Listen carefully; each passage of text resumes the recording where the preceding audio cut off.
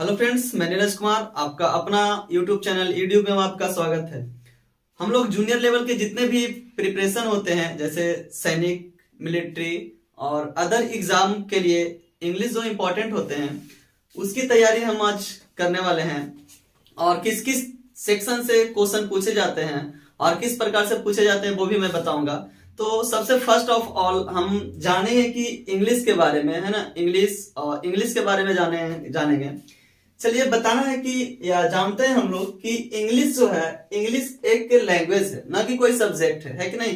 तो जो भी एग्जाम में पूछा जाता है, जैसे पैसेज वगैरह और भी बहुत सारी चीजें, तो उसके पैसेज को बनाने से पहले मुझे कुछ कुछ बातें की आवश्यकता होती है, जिससे मैं पैसेज को अच्छी तरह से समझ सकूं और पढ़ सकूं, है ना। तो सबसे पहली बात है, खास बात, कि हम जानेंगे कि इंग्लिश के बारे में। तो इंग्लिश जो है कोई सब्जेक्ट नहीं है ना। इंग्लिश एक लैंग्वेज है। जिस प्रकार से हमारी भाषा हिंदी है, उसी प्रकार से फॉरेन का भी भाषा क्या चीज है, इंग्लिश है ना। यानी जिस प्रकार से हम लोगों का मदर टंग जो हिंदी है, मगही है, उसी प्रकार से भी एक प्रकार का इंग्लिश भी भाषा है, कोई सब्जेक्ट नहीं है। चलिए, तो इसे हम लोग जानते हैं, इसके बारीकी से हम इस चीज को हम लोग पढ़ेंगे। तो देखना है क्या कि English is a mixer of language, है ना। इंग्लिश जो है बहुत सारी भाषाओं का मिक्सर है ना, यानी मिला हुआ भाग है। क्या चीज? इंग्लिश। जिस प्रकार से हिंदी बोलने में हम बहुत सारे भाषाओं का यूज करते हैं, उसी प्रकार से English is a mixer of language. English जो है बहुत सारे भाषाओं का मिश्रण है। चलिए नेक्स्ट देखते हैं कि the smallest unit of English language is alphabet, है ना। इंग्लिश का सबसे छोटा लैंग्वेज जो होता है क्या? अल्फाबेट, है ना। And the largest unit is a sentence. यानी कहने का मतलब है कि इंग्लिश का सबसे छोटा यानी स्मॉलेस्ट लैंग्वेज अल्फाबेट से बना हुआ होता है कि नहीं। और जो लार्जेस्ट बना होता है, जो सेंटेंस से बनाता है।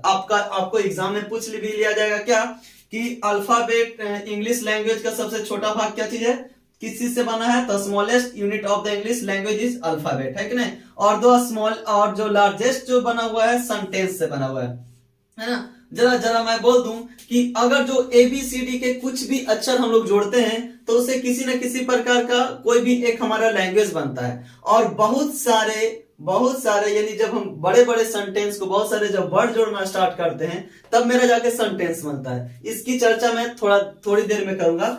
पहले और देखते हैं। There are 26 letter in English alphabet, है ना। यानी इंग्लिश अल्फाबेट में 26 लेटर होते हैं, जो कि आप जानते हैं पहले से ही, A B C और D, है ना, यानी Z तक।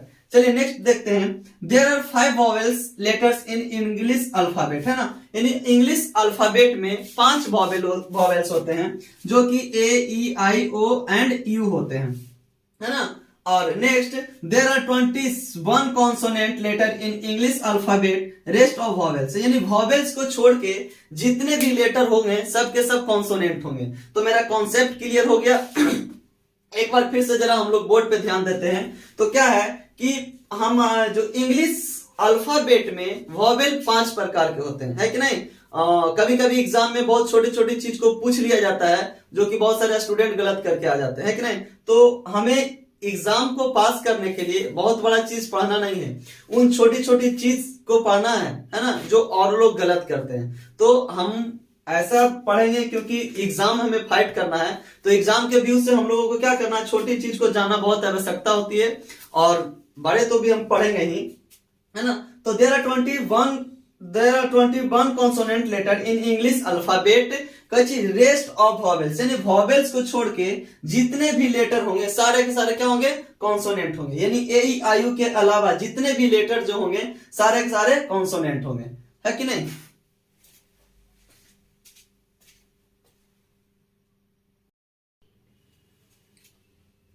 चलिए देखते हैं वर्ड, है ना। वर्ड क्या होता है ना। तो a word is a group of letter that give a complete meaning, है ना। वर्ड किसको बोलते हैं? माने लेटर का वैसा समूह जो एक कंप्लीट मीनिंग को देता है ना, उसी को तो हम लोग वर्ड बोलेंगे, है या नहीं। चलिए एक बार फिर से ध्यान देखते हैं। बोला कि वर्ड क्या होता है है ना। तो a word is a group of letter, है ना, a word is a group of letter that give a complete meaning, है ना, जो मीनिंग को, जो वैसा वैसा लेटर जो एक बढ़िया मीनिंग बना दे, है कि नहीं, जो मीनिंग का कुछ अर्थ हो। जैसे कि अगर जो हम बोलते हैं बॉय, है ना, क्या बोले बॉय, तो जो बी जो मैंने लिखा ए भी लेटर है, बी जो लिखा ए भी लेटर, रो भी लिखा ए भी लेटर, और बाय भी लिखा ए भी क्या चीज है, लेटर है ना। यानी जो जितने भी लेटर लिखे हुए इसका कोई अर्थ निकल रहा है मेरे सामने, है कि नहीं। तो जो अर्थ निकल रहा है उसी को तो हम लोग क्या बोलेंगे, वर्ड, है ना, क्या बोलेंगे, वर्ड। चलिए ऐसे और भी एग्जांपल हो सकते हैं, आप खुद से एग्जांपल देने का भी कोशिश करें, है कि नहीं। चलिए नेक्स्ट पे हम लोग आते हैं। अब सेंटेंस क्या होता है भाई, जरा देखना है कि सेंटेंस क्या होगा। तो जो बहुत सारे वर्ड को अगर जो हम एक साथ जोड़ देने का काम करेंगे वही तो सेंटेंस हो गया, है ना। जिस प्रकार से हम लोग माला बनाते हैं मोती का या फूल का माला, यानी एक फूल है ना, तो अगर जो बहुत सारे फूल को एक धागे में जोड़ दिया जाता है तो वो माला बन जाता है ना। उसी प्रकार से बहुत सारे वर्ड को एक साथ जोड़ते हैं तो क्या बन जाता है, एक सेंटेंस। लेकिन जोड़ने के दरमियान ये हमें ध्यान देना चाहिए कि उसका कोई अर्थ या सेंस निकल रहा है या नहीं। यानी फिर से देखते हैं सेंटेंस है क्या, a sentence is a group of word that give a complete sense, है ना। यानी sentence is a group of word, है ना। सेंटेंस ग्रुप का वह वर्ड है जो जिसे जोड़ने पर वो हमेशा और हमेशा क्या करेगा, एक कंप्लीट सेंटेंस या कंप्लीट सेंस देगा। जैसे मैं बोलूं राम राइट्स अ लेटर, है ना, राम क्या करता है, एक पत्र लिखता है। अगर जो मैं लिख दूं आई राम प्ले, इसका कोई सेंस ही नहीं आ रहा है ना। जब कोई सेंस नहीं है तो उसे हम लोग क्या, सेंटेंस तो बोलेंगे नहीं। ये बोला है कि कंप्लीट सेंस होना चाहिए, लेकिन ये कंप्लीट सेंस है नहीं है, तो इसका हम कोई भी यूज नहीं करेंगे। चलिए इसके बारे में नेक्स्ट हम लोग जाते हैं। अब जरा बताइए तो, है कि नहीं, जब भी हम सेंटेंस को बनाते हैं भाई तो उसमें एक सब्जेक्ट होता है, वर्ब होता है और ऑब्जेक्ट होता है कि नहीं। क्या क्या होता है, एक सेंटेंस को बनाने में हमें किसकी जरूरत होगी, तो सब्जेक्ट की जरूरत होगी, वर्ब की जरूरत होगी और ऑब्जेक्ट की। तो चलिए हम जानते हैं कि सब्जेक्ट है क्या, जरा सब्जेक्ट के बारे में जाने। A subject is a doer of an action. Subject किसको बोलते हैं, जो किसी भी काम को करता है ना, माने काम करने वाला को हम क्या बोलते हैं, सब्जेक्ट बोलते हैं। जैसे कि अगर जो इसी एग्जांपल को लेके हम देखते हैं, Ram writes a letter, letter का लिखने का काम कौन कर रहा है, राम।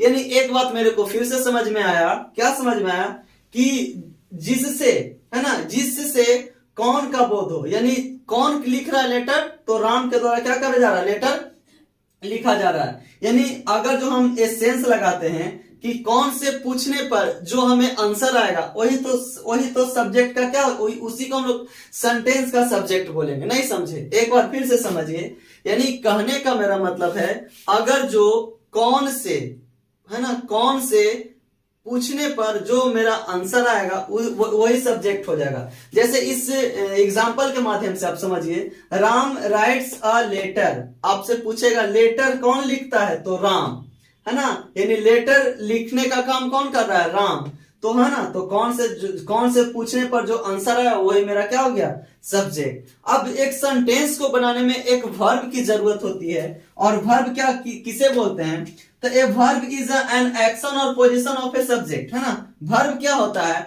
वो किसी सब्जेक्ट का या तो एक्शन होता है या तो पोजीशन, यानी उसकी स्थिति को बताता है।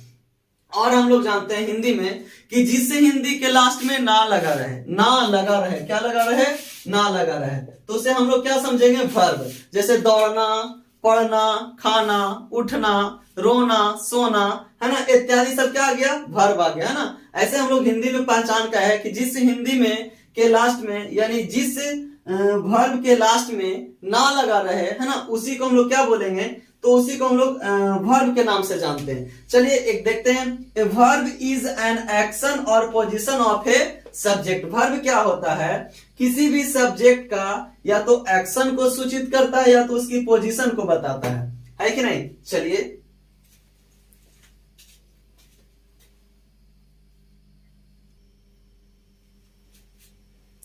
नेक्स्ट हम लोग पढ़ेंगे ऑब्जेक्ट के बारे में, है ना। हम जान लिए सब्जेक्ट जाने और वर्ब जाने, और अब लास्ट में ऑब्जेक्ट जानते हैं। चलिए क्या होता है ऑब्जेक्ट?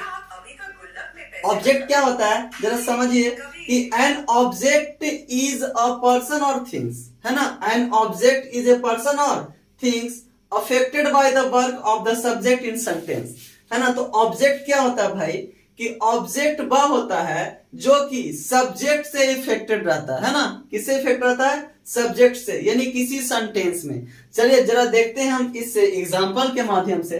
अभी फर्स्ट इसके मैंने बताया था सब्जेक्ट के बारे में कि बताओ सब्जेक्ट किसको बोलेंगे।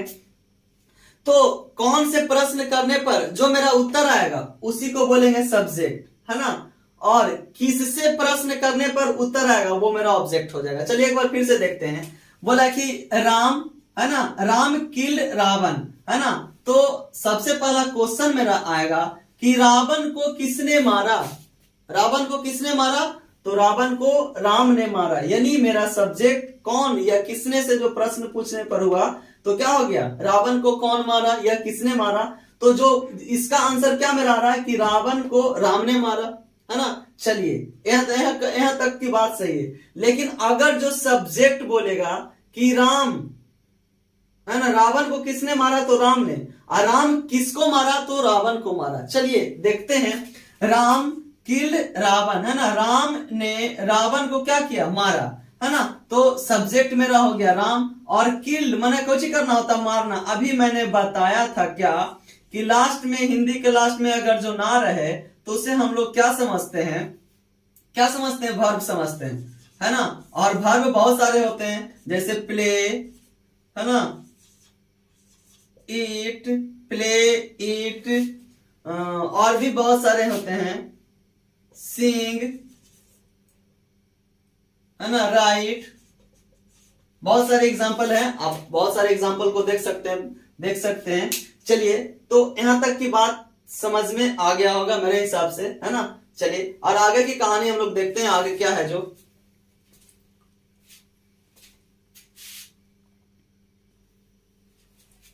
चलिए अभी हमने पढ़ा था क्या? लैंग्वेज के बारे में, है ना। क्या मैंने बोला? पढ़ा था ना लैंग्वेज के बारे में कि लैंग्वेज क्या होता है। तो इंग्लिश इज अ क्या? मिक्सचर ऑफ लैंग्वेज, है ना। तो मिक्सचर बना कहां से, है ना, यानी English is a mixture of language. तो लैंग्वेज जो होता है यानी जो हम बोलते हैं, और माने वैसा चीज जो हमारी बात और दूसरी की बात हम समझ सके, और मेरी बातों को क्या कर सके? दूसरे व्यक्ति समझ सके, है ना। यानी लैंग्वेज जो है कम्युनिकेशन है, बोल विचार है ना। वैसा चीज जिसके द्वारा हम उससे उसकी बात को समझ सके और वो हमारी बातों को समझ सके, है ना। यानी फिर से एक बात आया कि language is a source of communication, है ना। अगर जो मान लिया जाए कोई भी व्यक्ति, अगर जो इंग्लिश वाले लोग हैं और हम लोग हिंदी वाले लोग हैं, तो क्या हम लोग उससे बढ़िया से बात कर पाएंगे? नहीं कर पाएंगे, है ना। यानी कर पाएंगे कब? जब हम उस चीज को जानते हैं, है ना। उसके साथ और मेरे साथ पल्ला ठीक से तो पड़ेगा नहीं। वो स्पेशल इंग्लिश में खाली बोलेगा, जो भी बोलेगा जो इंग्लिश में, और हम लोग क्या बोलेंगे?